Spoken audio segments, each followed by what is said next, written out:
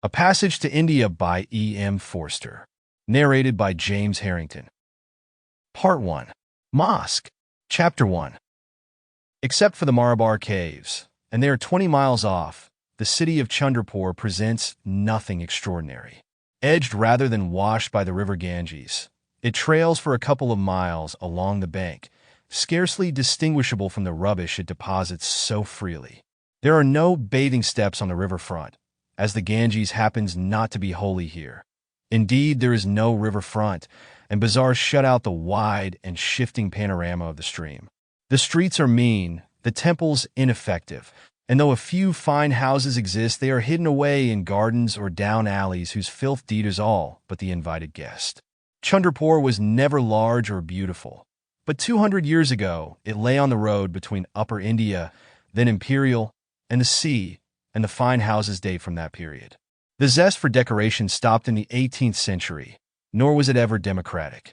There is no painting and scarcely any carving in the bazaars.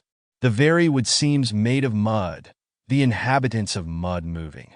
So abased, so monotonous is everything that meets the eye that when the Ganges comes down it might be expected to wash the excrescence back into the soil. Houses do fall, people are drowned and left rotting.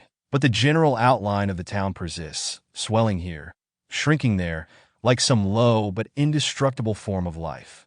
Inland the prospect alters. There is an oval Maidan and a long, sallow hospital. Houses belonging to Eurasians stand on the high ground by the railway station. Beyond the railway, which runs parallel to the river, the land sinks, then rises again rather steeply.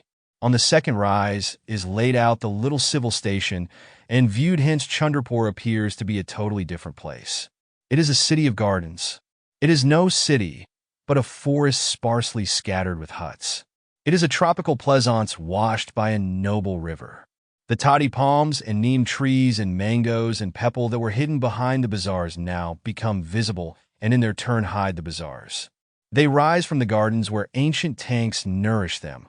They burst out of stifling purlieus and unconsidered temples. Seeking light and air, and endowed with more strength than man or his works, they soar above the lower deposit to greet one another with branches and beckoning leaves, and to build a city for the birds.